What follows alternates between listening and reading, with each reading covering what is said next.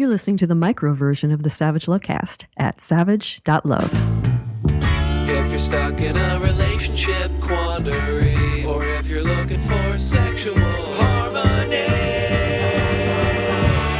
well, there's nothing you can't ask on the Savage Lovecast. I want to admit to a bias shared by all advice columnists and advice podcasters everywhere. We're biased in favor of the solvable problem. If there's something we can say that might be helpful or constructive, we want to say it. It's been a little more than 2 weeks since Hamas terrorists murdered more than 1,400 innocent Israeli civilians, men, women, children, infants, and 2 weeks since Israel began reprisals against Hamas, reprisals that are killing innocent Palestinian civilians in Gaza, men, women, children, infants. And I haven't said anything because I don't think there's anything I could say that would be helpful or constructive. If someone doesn't say something or doesn't say something right away, it's not because they don't care. I do care. I try to be mindful, though, of what people come to a show like this for. People come for a break from the horrors of the news.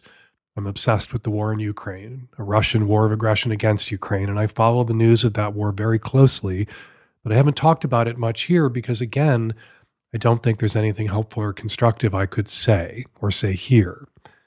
There are tons of news and current event podcasts out there. I hope you're listening to a lot of those too. But news and current events aren't why you're listening to this podcast. You come here for a break, a little diversion, maybe a little perversion. But I did want to say that I am aware of what is going on and I am absolutely heartbroken and angry. I want all attacks on civilians to stop. I want attacks, period, to stop. I want the hostages freed. I want the water turned on. I want Israel to be safe and Jews all over the world to be safe. And I want Palestine to be free and Muslims all over the world to be safe. I want peace. All right, this is going to make for a slightly awkward transition in tone and content as we shift back to the usual stuff I would talk about at the top of the Savage Lovecast. Did you hear the one about the founder of a megachurch who was ordered to pay a woman $2.4 million after giving her herpes 5 years ago? The Reverend Dr. Ralph D. West II, founder of the Church Without Walls and the Church Without a Health Plan that covers valacyclovir. He slept with a woman he met on Facebook in 2018, a woman who then came down with genital herpes, and who claimed that Dr. West was the only person that could have given it to her because she hadn't slept with anyone else that she'd met on Facebook recently.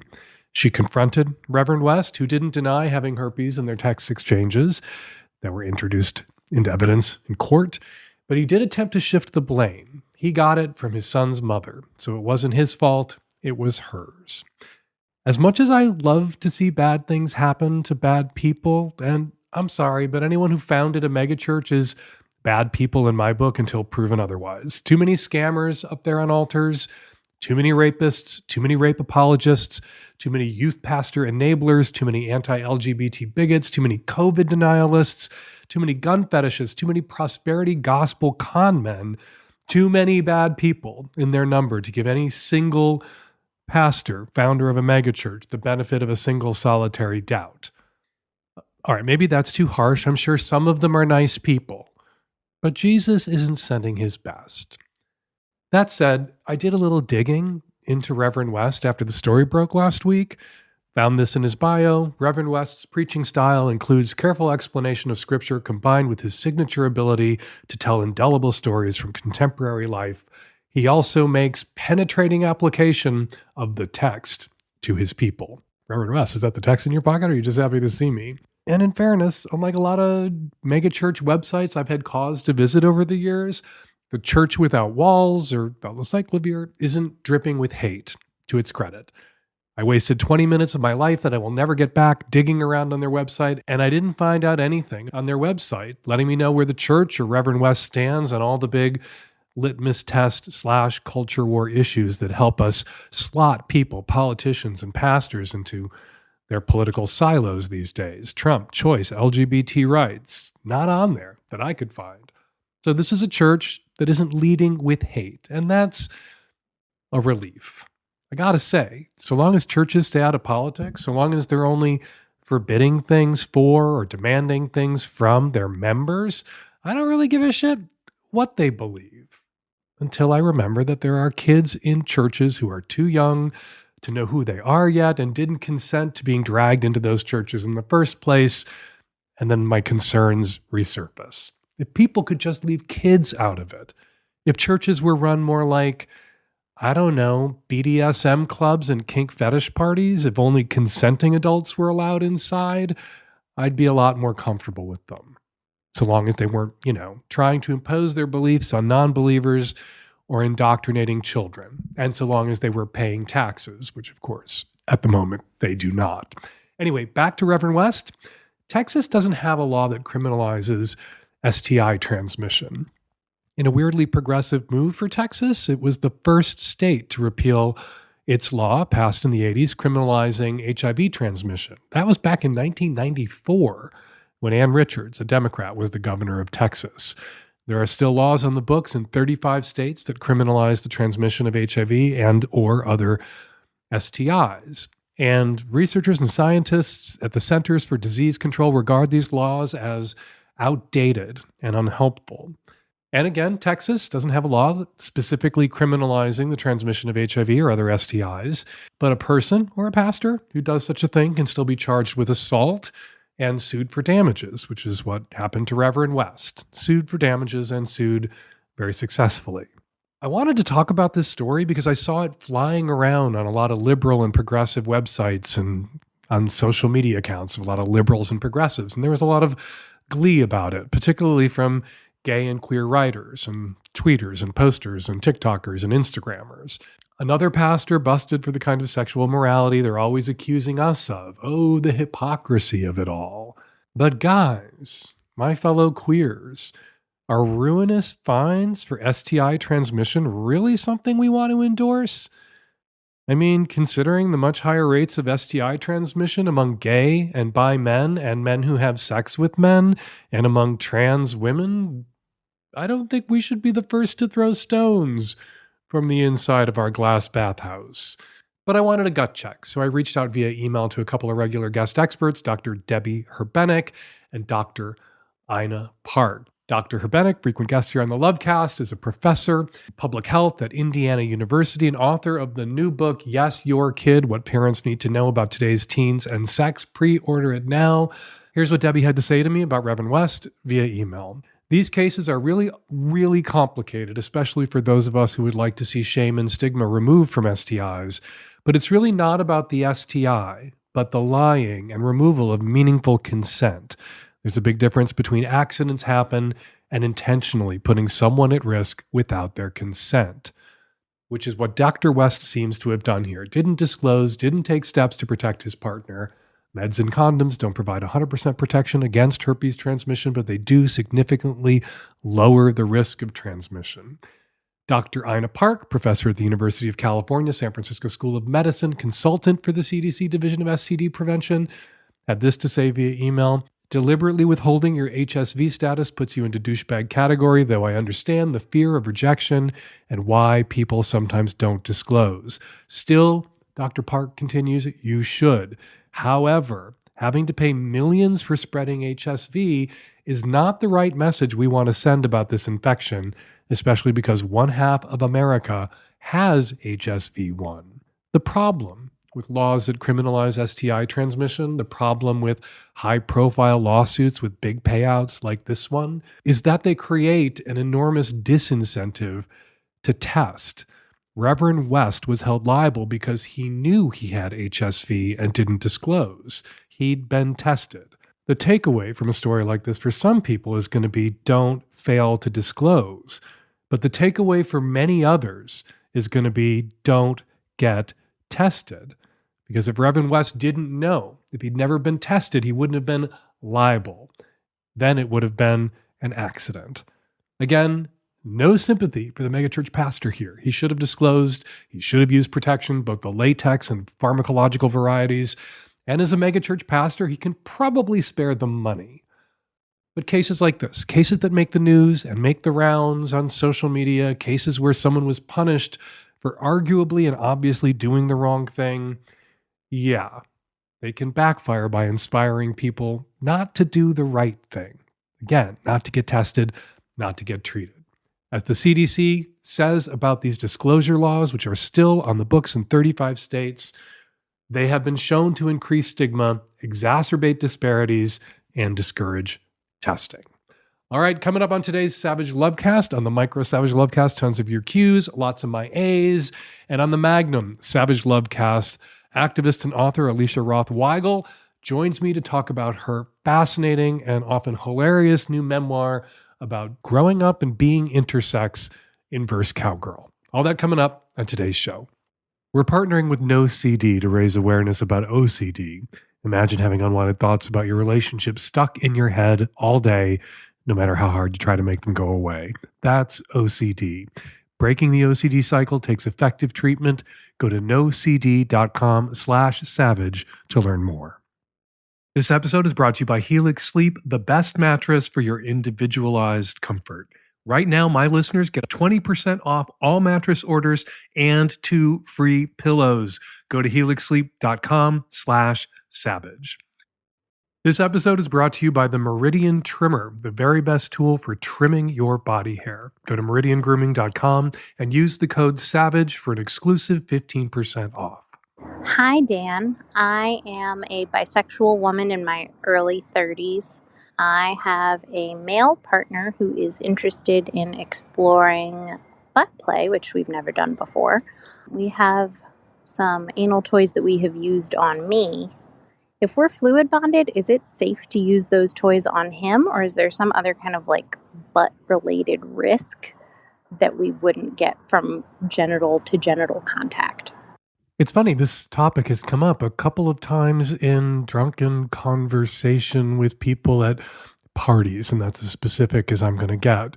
The desire on the part of a couple to use on him the butt toys that they had been together using on her. And in one case, the couple told me, because they were drunk and at a party, and people tell me things when they're drunk and at parties that they don't tell other people who are drunken at parties. I was sober at that party, but my ears were open and this got poured into them. They told me that they wanted new butt toys, that he wanted to bond with his butt toys and wanted them to be all about his butt. He wanted the toy going into him to be a virgin butt toy, just like his butt was a virgin receiver of penetration play, of butt toys. And the other guy in one of these opposite sex but not straight couples that I talked to, drunken at a party, told me that they were going to start using on him toys they'd used on her, and he was really into the idea of her penetrating him with things that he had used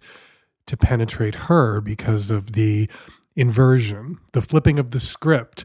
And for him, it was really symbolically fraught. It was loaded that she would be using on him these butt toys that he had previously used on her. All right, that wasn't your question. How many other couples are out there doing this that have talked to Dan drunkenly at parties? Not your question. Your question was, is there anything you really need to worry about here? Any butt-specific conditions? Well, no, not butt-specific ones. If you are cleaning these toys between use, between butts, and not going from butt to butt or any other hole to butt to any other hole, you will be fine. Invest in some good silicone toys that you can toss in the dishwasher when it's time to sterilize them, or some really great, there are great stainless steel and some glass butt toys out there that you can also toss in the dishwasher, or in the case of those stainless steel butt toys, boil or briefly dip into boiling water if you really want to make sure that they are good and sterile. But so long as you're cleaning those butt toys between use and you're not using a butt toy that has a porous surface, not using a cheap ass butt toy made of mystery plastic meat. Yeah, there's no danger here of you doing some sort of accidental fecal transplant and making your boyfriend sick.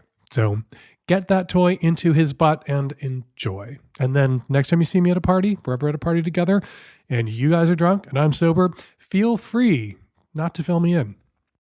We're partnering with No CD to raise awareness about OCD. OCD is more than what you see on TV and in the movies. Imagine having unwanted thoughts about your relationship stuck in your head all day long, no matter how hard you try to make them go away. That's relationship OCD. It comes with unrelenting intrusive images, thoughts, and urges about your partner or loved one. If you think you may be struggling with relationship OCD, there's hope. NoCD offers effective, affordable, and convenient OCD therapy. NoCD therapists are trained in exposure response prevention therapy, the gold standard treatment for OCD. With NoCD, you can do virtual, live, face-to-face video sessions with one of their licensed, specialty-trained therapists. It's affordable, and they accept most major insurance plans. Breaking the relationship OCD cycle takes effective treatment. To get started with NoCD, go to nocd.com/savage. That's nocd.com/savage to book a free 15-minute call today. Hey, Dan, 35-year-old gay man living in New England. I was seeing a guy for a couple months, not really dating, just seeing. And one night after a party, he went to sleep really early, and one thing leads to another, and I ended up hooking up with his best friend and roommate. It was very hot. Totally happenstance, totally organic encounter. We both afterwards realized, hey, we shouldn't have did this. He's your best friend. I'm seeing him kind of, never spoke of it again, never did it again. Fast forward a few months, the guy I was seeing has since moved out of the state, and I kind of said, with us doing long distance, I don't think this really works, for us to pursue each other anymore. And, that has since cooled down. And then the first time that I saw the friend again, after these few months, we had a great day and night together and ended up hooking up again. And then we've proceeded to see each other and hook up and spend quality time together, getting to know each other for the past few weeks, basically every weekend. The issue is now he's having a lot of anxiety that his friend is going to find out, that their friend group is going to find out, that, he's going to lose his friends because of this. And it's giving him a lot of anxiety, which is making it hard for us to figure out how we can hang out and not have it all blow up in his face, because clearly we both do enjoy spending time with each other and really like each other and are enjoying getting to know each other. So I guess my question for you is there a way to overcome the bro code that has somehow put me off limits, to this guy, simply because I was seeing his friend at some point? I don't think we'd ever disclose the first hookup to people. That's our little secret. But I mean, everything after I stopped seeing his friend, I think, doesn't really matter. There is no bro code in gayland. We do not have the luxury of playing these kinds of insecure, weird-ass straight games where, anybody who is a friend of an ex is off limits, and any friend of yours who would date an ex of yours is not a friend of yours anymore. We don't have the luxury. We are such a comparatively tiny percentage of the population that we can't play straight reindeer games like this, which most gays and lesbians get intuitively or internalize the first time it's explained to them, which is why you see way more exes and former or even current FWBs on the guest lists at gay and lesbian weddings, perhaps more current FWBs at the gay weddings than the lesbian weddings, and more exes officiating at the lesbian weddings than at the gay ones. But you see that at gay and lesbian weddings. It's a cliche about gay and lesbian weddings because we don't play games like this bro code bullshit. We don't do this. We get it. People sometimes meet through friends, and sometimes people meet a friend of somebody that they're casually hooking up with, click with that friend, and wind up with that friend.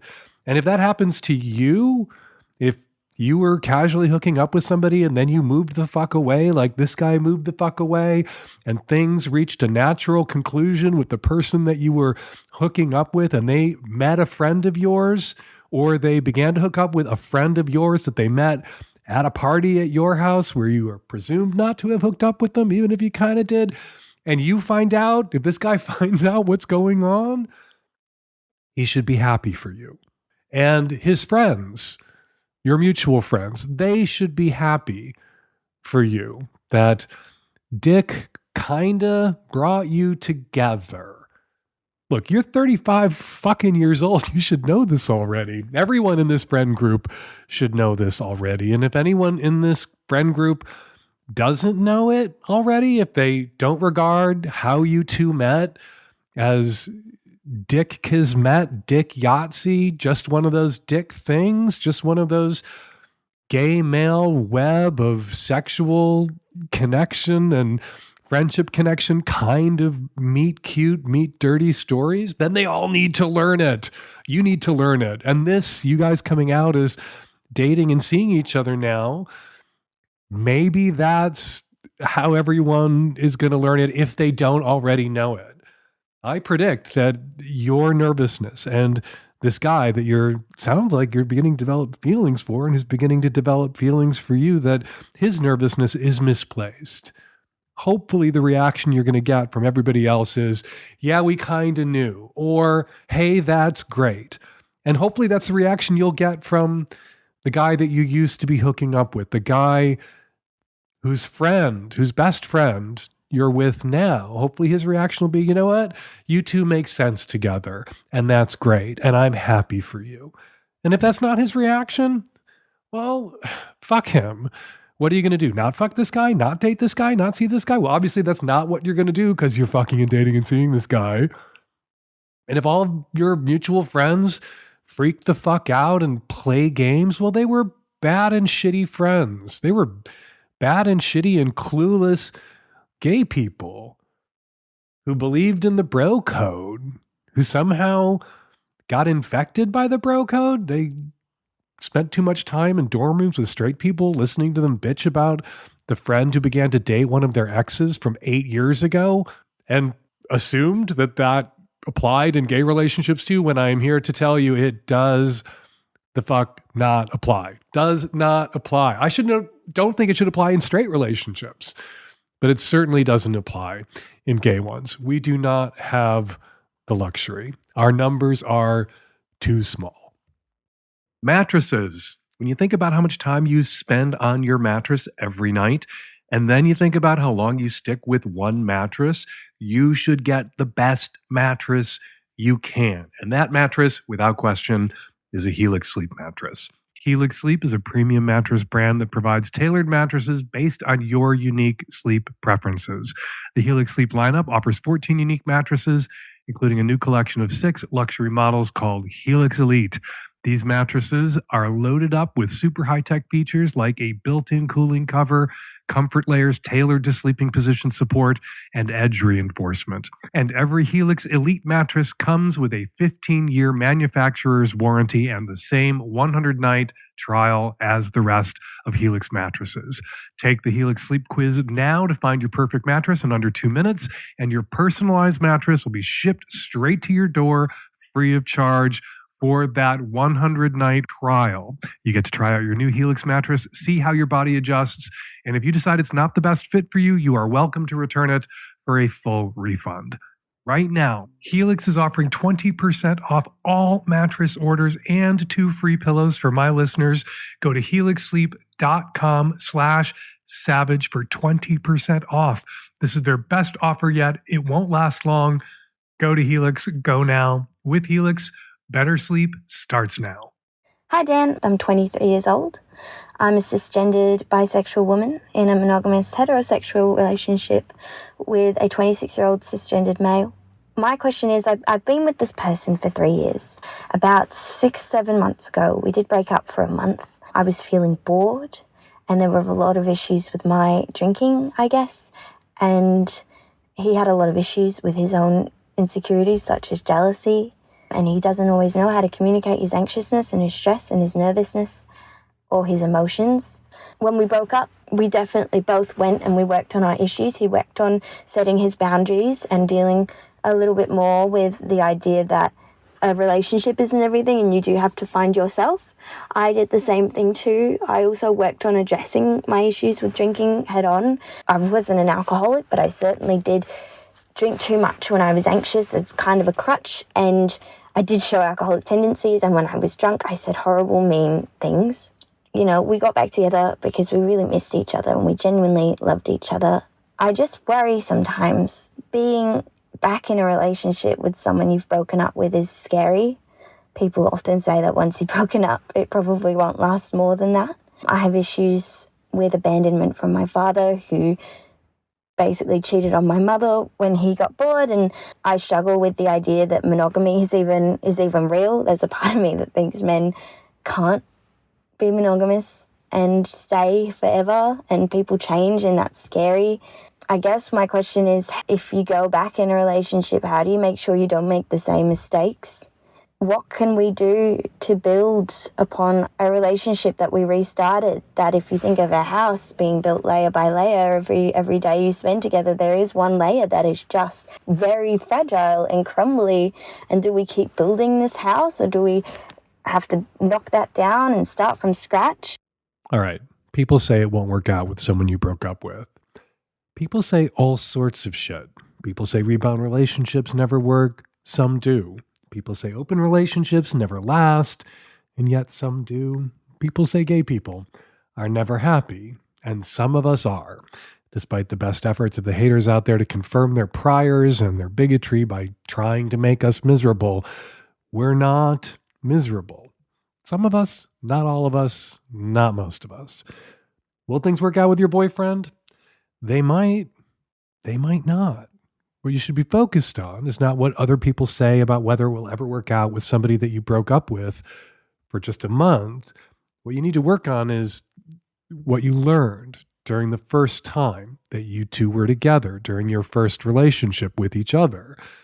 He needs to address his own insecurities. He needs to learn how to self-soothe just a little bit.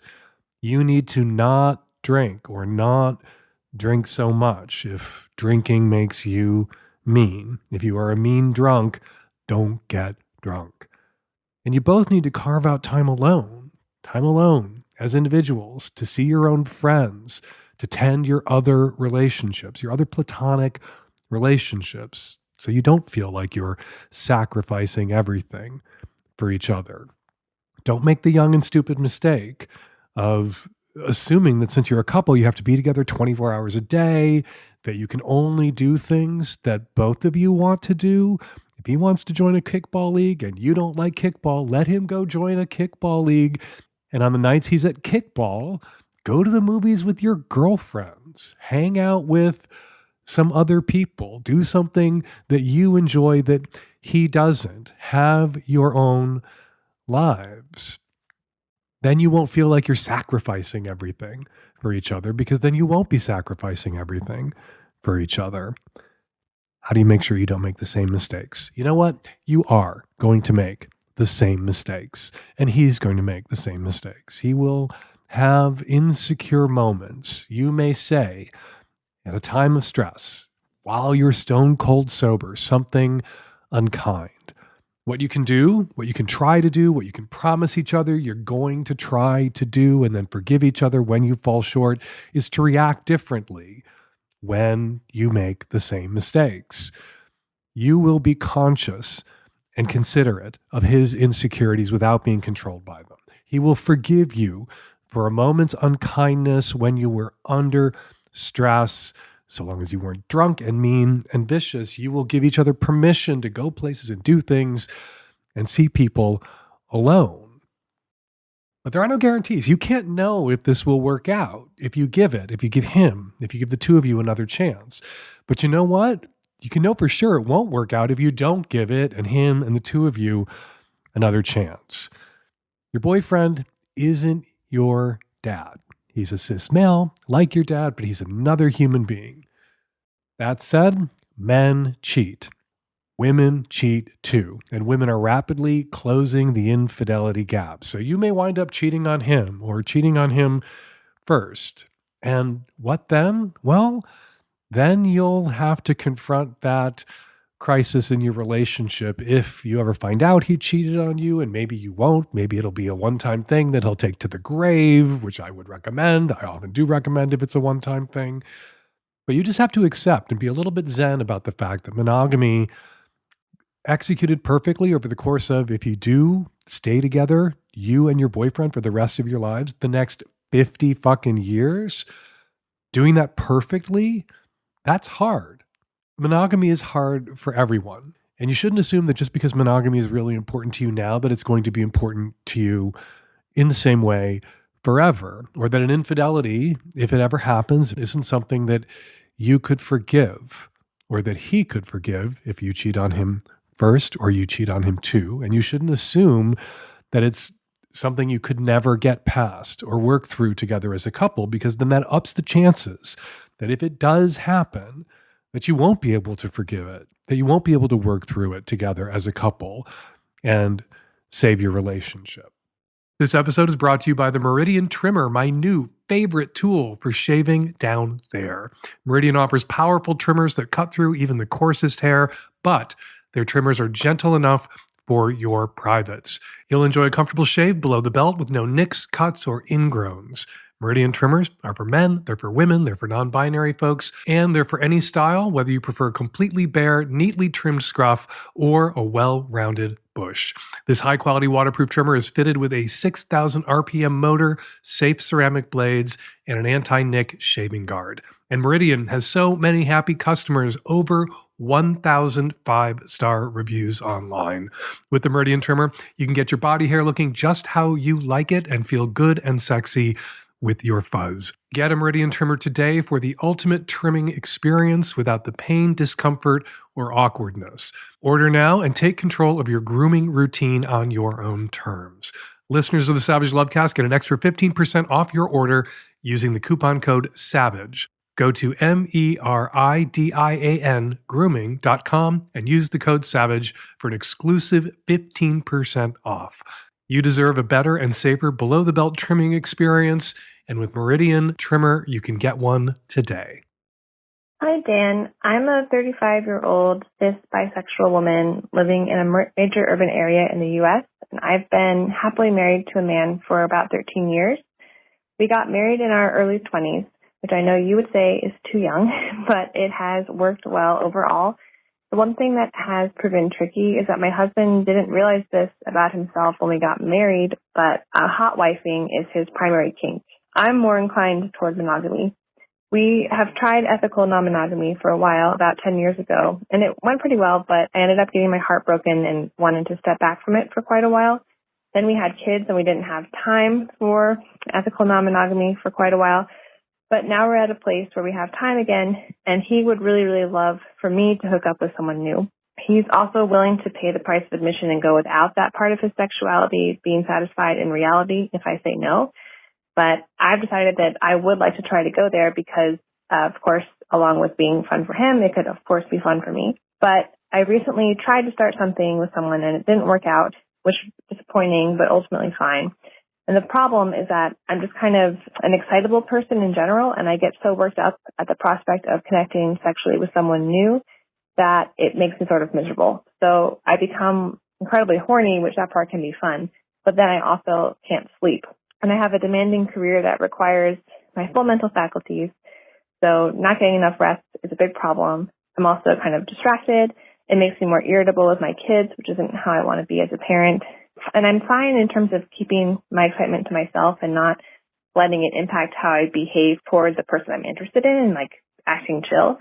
But it makes me kind of miserable as I'm just waiting to see how things will develop. And then I get really, really disappointed if things don't turn into anything. So do you have any advice for ways to get myself to just kind of chill the fuck out about new potential sexual partners and let things unfold?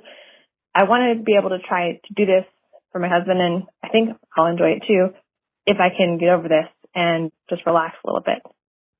Here's what it sounds like you're doing. And I'm not saying that this is a mistake, and this is how a lot of women who are married and are in open relationships with men who are cuckolds or into hot wifing, this is how they do it for their own safety and emotional comfort, but also their own safety, physical safety, is they don't just go to a bar, pick up a guy, bang that guy, go home to the husband, one and done. They find somebody maybe on, one of the more progressive or kinkier hookup apps like Field or FetLife, and they get to know that person and they vet that person a little bit and maybe make a little bit of an emotional investment in that person for their own safety, for their own comfort.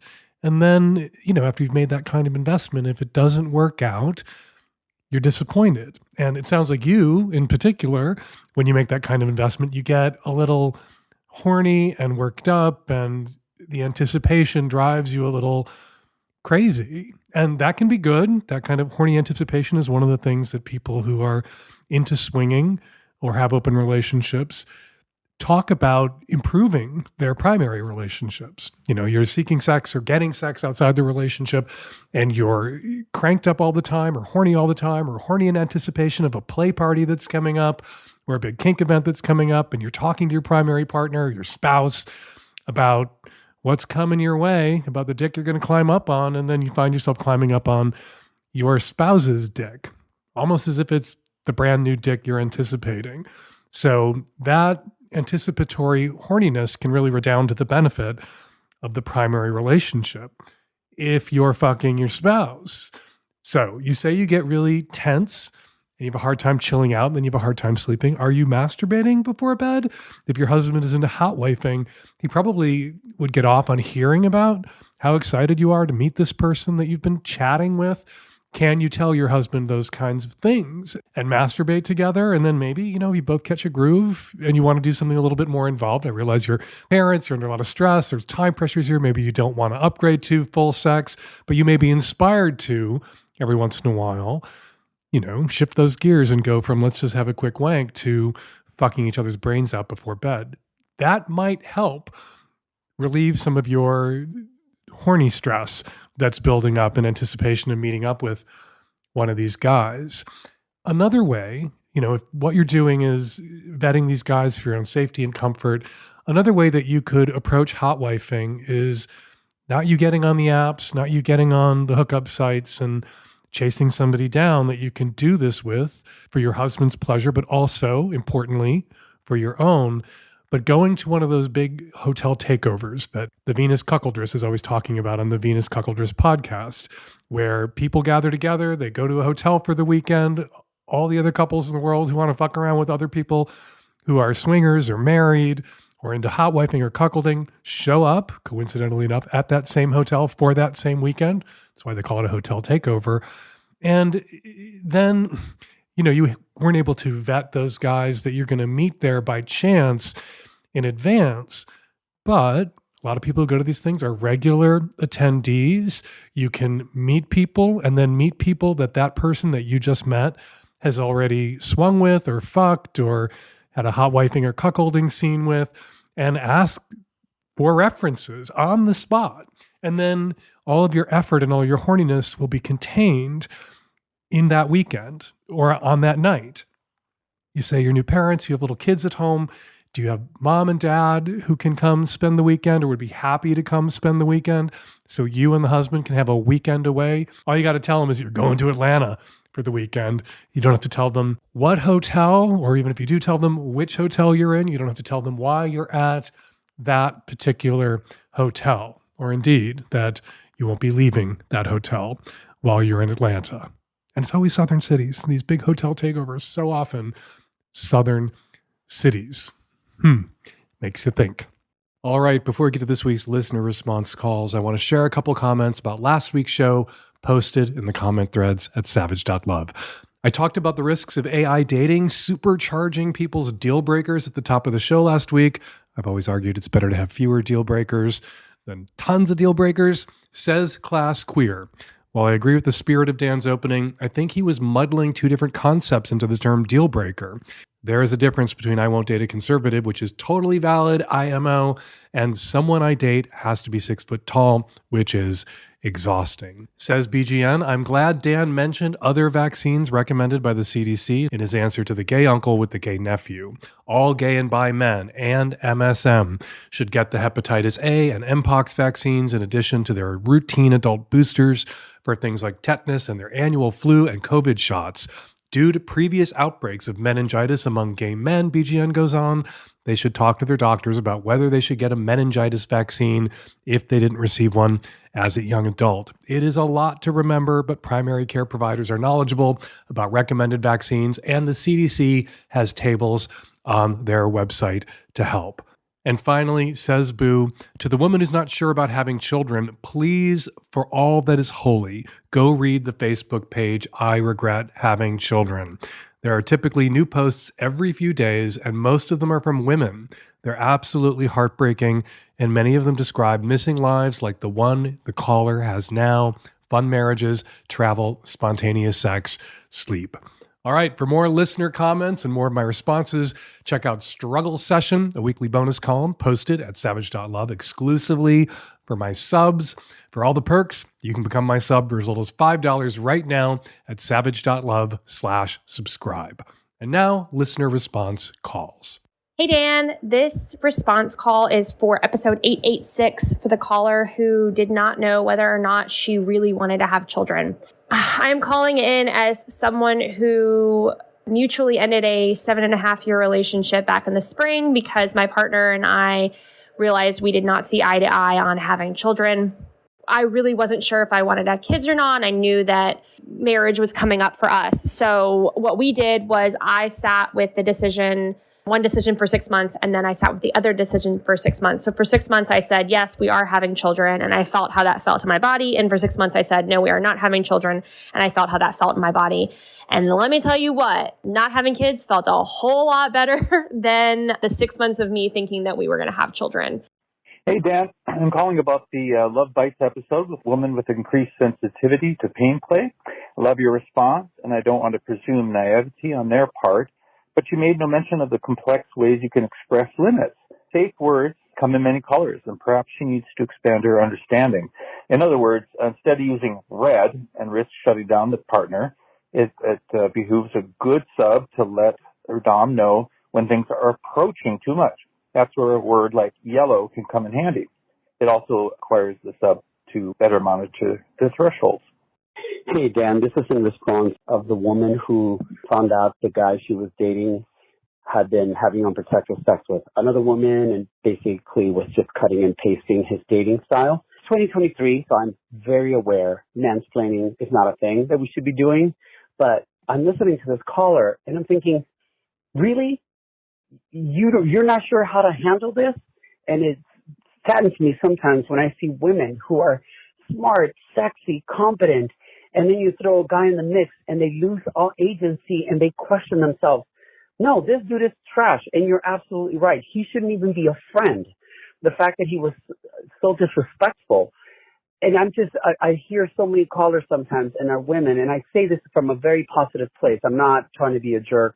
I'm also a gay man, so I'm around women all the time, and I constantly tell all my female friends, know your worth. Look how amazing you are. Why are you letting some idiot make you second guess yourself? So to this woman who called in, to any woman who's listening to this, make these motherfuckers work for it. No, this guy does not even deserve your friendship, your attention, even one more second. And we're going to leave it there. Got a question for next week's Lovecast or something to say about something I said on this week's Lovecast? Go to savage.love/askdan right now while that question is fresh in your mind and record your question or your comment. You can also use the voice memo app on your phone and email your question or comment to q@savage.love or leave us a message at 206-302-2064. The deadline for entering your film in Hump 2024 is coming right up, December 8th. That is right around the chronological corner. Do you have an idea for a short, dirty movie? Or maybe you have some hot home video you shot with your lover that you want to see up on the screen at Hump? Send us your smut. There's no charge to enter Hump, and if your film gets into Hump 2024 and lots of crazy, unique stuff gets in every year, we will pay you. For all the details on getting your film into Hump, go to humpfilmfest.com/submit. Follow me on Instagram and Threads at Dan Savage. Follow me on Blue Sky at Dan Savage. And you can still find me in the bad place at Big Dan Savage. Follow Alicia Roth Weigel on Instagram and Twitter at XOXY_Alicia. The Savage Lovecast is produced every week by Nancy Hartunian, and me and Nancy and the tech-savvy at-risk youth. We will all be back at you next week with another all-new Savage Lovecast. Thank you for downloading.